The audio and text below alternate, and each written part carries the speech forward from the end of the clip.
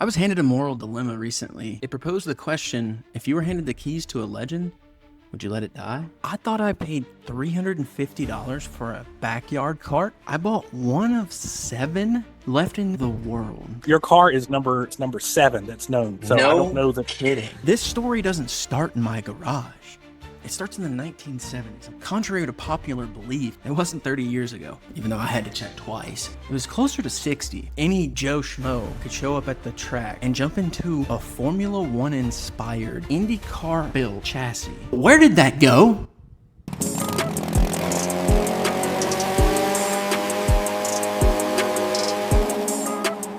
The individual you hear on the phone with me, his name is Neil, and he grew up during this period of time. He got to race these karts. He got to experience the Malibu Grand Prix, the Mario Andretti International Grand Prix. Child of the 80s of the previous century, grew up with the go-karts everywhere, pretty much. The Malibu Grand Prix was probably one of the biggest chains. Myrtle Beach didn't have a Malibu Grand Prix, but they had a local businessman there who copied the business plan, lock, stock, and barrel. All he did was change the colors.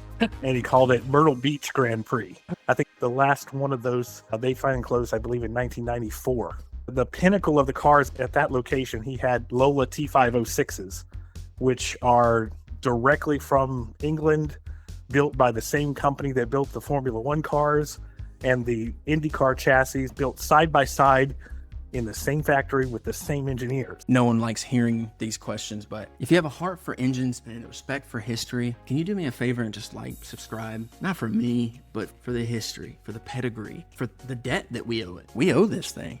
I owe it, at least. With your help, I can give it a final shot at coming back to glory. But I can't do it without you guys. So I'd appreciate it if you'd help me take this moment of history and bring it back to its glory. It was a moment where go-karts were taking over the world. From more than 150 to only 7 known remaining in the world. These karts have fallen off the map. The infamous go-kart tracks are gone. Now everybody knows that it's something that your kids do. That's not how it was. In the 70s, 80s, and 90s, Malibu Grand Prix took storm across the US and internationally. They had over 700 locations. This was a time where Ronnie James Dio, Michael Jackson, Tupac Shakur, and Leonardo DiCaprio all raced these same vehicles on the same tracks, side by side with you and I. That's the weight of this project. It is a moment of history that we cannot let absolve. Everyone smoked. Seatbelts weren't necessary. They were a suggestion. The rules were a little bit easier to bend. The world was just a little bit less protected. It was a moment in time where anybody could race for pole position. And I'm not talking about what your cousin does on the weekends. I'm talking about first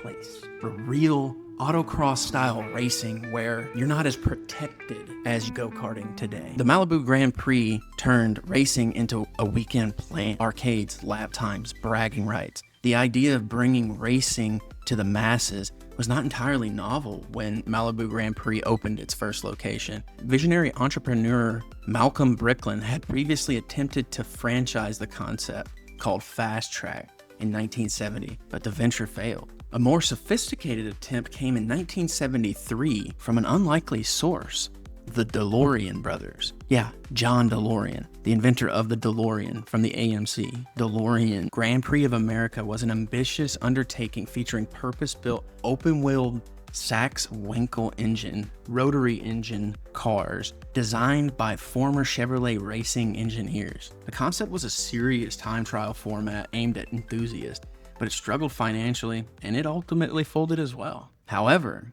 these early failures proved the concept's allure and highlighted the need for a more robust business plan, but it showed that the desire was there. That robust plan was conceived by Ron Cameron, a young entrepreneur who had made his first million on the stock market while still in college. After reading a Wall Street Journal article about the DeLorean's Grand Prix of America, Cameron set out to build his own.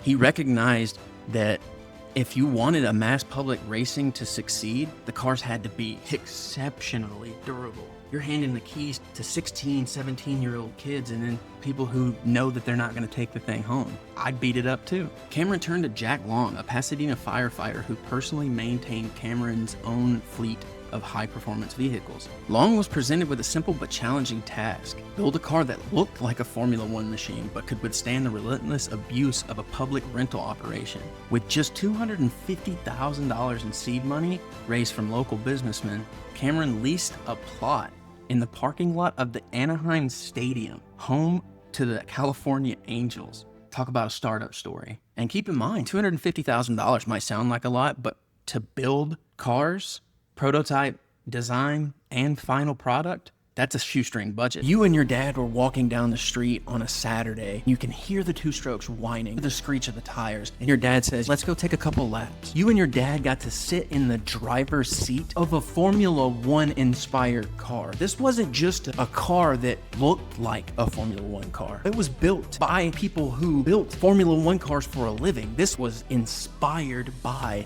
Formula One and Indy and built by the same engineers. You can get behind the wheel of a Formula race car and race against the clock. Malibu Grand Prix, day or night. For the thrill of it, the games in it, the fun of it. Malibu. In Denver, off I-25 at 58th Avenue.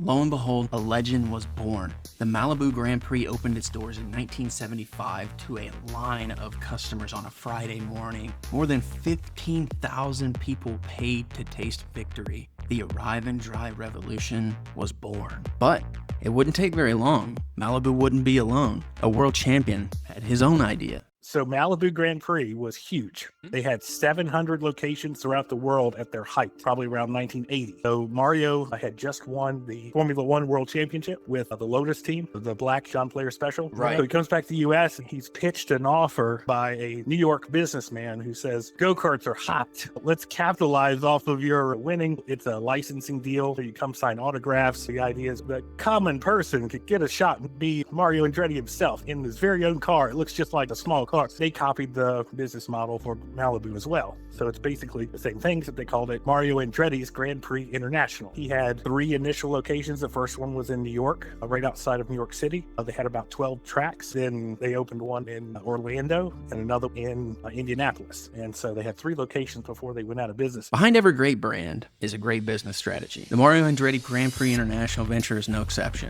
In 1978, Mario Andretti is Formula One champion. At exactly that moment, Mario Andretti Grand Prix International launches. Same arrive and drive spirit, but with a world champion's name above the door. These cars aren't something that you can just go out and buy. So how does Mario attain cars that are purpose-built, like Cameron's model? That guy's name is Eldon Rasmussen, and he's in the Canadian Racing Hall of Fame. He just passed away a couple of years ago. I did get a chance to talk to him right before he passed away. Eldon was not familiar with the Lolas. At the time, the people who initiated the Malibu Grand Prix was the DeLorean brothers, if you can believe that. What's really funny is Eldon actually went up to Michigan to see the cars running. He watched the DeLoreans, and he drew out the plans for the car on a cocktail napkin on his ride back from Michigan. So he looked at these cars that the DeLorean brothers were running. And he's like, I can do this better. I thought it was originally one of the DeLorean cars as well. It's not. That's where it does take inspiration from. That's why it looks the same. Mario saw my car online as well. No kidding. I was trying to get some information from his publicist, and they said he wants to talk to you. When is good for you? And I was like, what? Mario wants to talk to me? Wait a minute. He was saying he didn't really have much to do with it. He's like, oh, those cars are awesome. He said, I show up, I sign some autographs, run around the track, meet some fans, and that was it. Right, shake some babies, kiss some hands. He said the business guy came to him and pitched him the idea. And he's just like, hey, I want to use your name. Eldon built about 150 of those cars out of his actual IndyCar shop there in Indianapolis. So they went to the 1979 Long Beach Formula One race. They put Ronnie Peterson, Mario's teammate at Lotus, in one of these cars as a promotional thing before the race. So it's pre-race entertainment. Supposedly the car flew around, went over 100 miles an hour around the track. Everybody was like, oh my gosh, that's amazing. The people there watching finally said, okay, where can I go race? For a venture built on the Andretti name, synonymous with authentic world-class racing, the choice of who designed and built the cars was presented. The vehicles had to be more than just go-karts with fancy bodywork. They needed to possess a real, genuine racing pedigree to live up to the name on the sign, Mario Andretti, the world champion of F1. Enter Eldon Rasmussen, an Indy 500 driver and fabricator. He didn't sketch these on a whiteboard with a bunch of protractors. He actually wrote it on a cocktail napkin after studying the competition at the track that they were racing at. Then he took those plans on that cocktail napkin to a shop and built the fleet. 172 were known to be produced. The selection of Eldon Rasmussen was a clear and deliberate statement. The Andretti venture was not merely creating an amusement ride, it was commissioning a fleet of vehicles from an authentic IndyCar builder. The choice to select Eldon Rasmussen was fundamental to the brand's promise, ensuring that the many F1 cars offered to the public weren't just stamped in a factory. They were born in the same Indianapolis racing heritage that produced Mario Andretti himself. It was an opportunity for every common man to step into their childhood dream as a real F1 driver. Can you imagine? So now the question begs, how does my kart fit into this whole story? In my mind, I was like, there's no way this thing's worth less than $350. The 301 Predator was probably worth $150 in the condition it's in. Probably going to be in the neighborhood of 20,000. I'm sorry, what?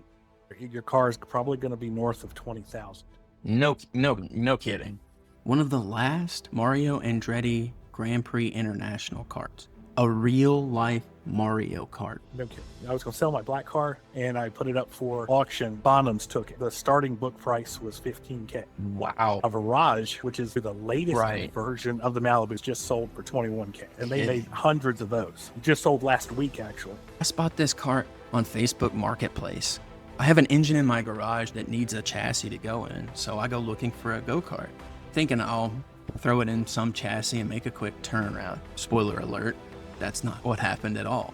What happened was I got there and I realized that this was a 10 or 12 foot long kart with a full suspension and an independent rear subsection. Naturally, I showed up with a trailer that was way too small. Perfect. 5x8. Think about that for a moment.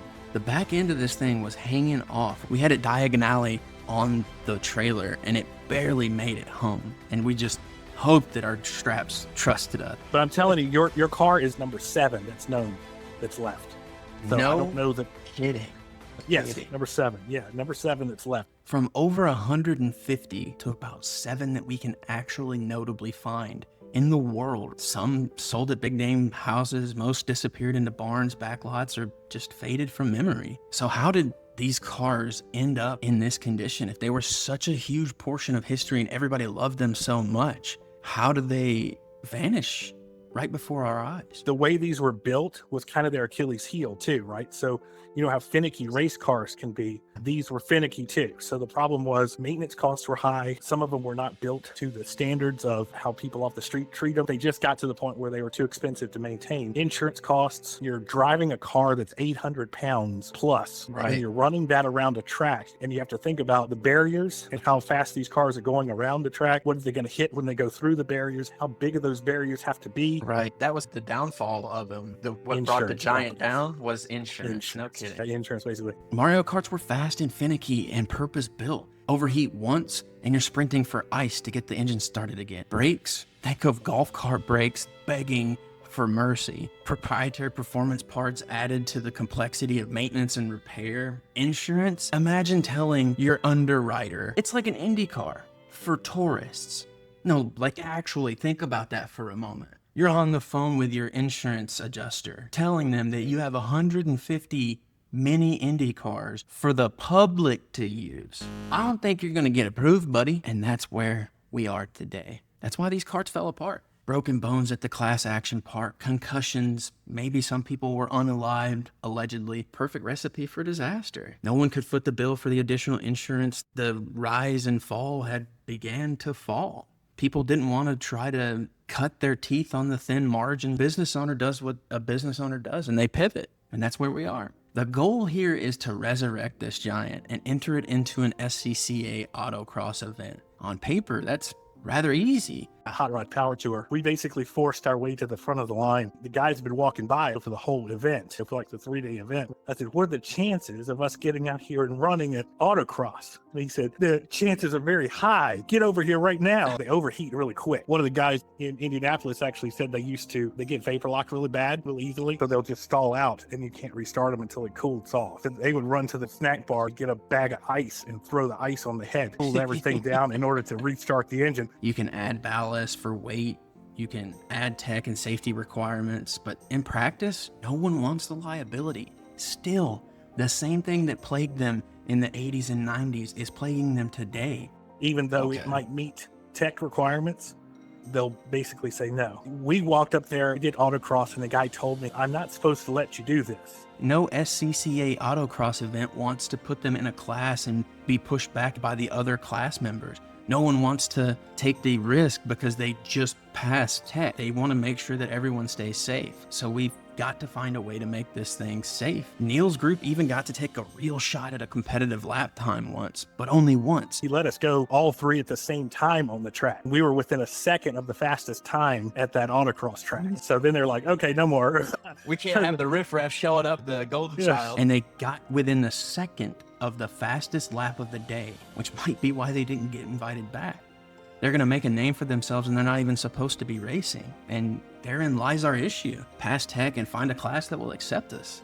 So what do we do with lucky number 7? With me resto modding mine, I'm going to be adding a lot of weight to the rear. I want to balance that out anyway. So I want to add a ballast at the front. Do you think that it would be possible if I added the additional weight and made some ballast changes that I would be able to put it in autocross? On paper, yes.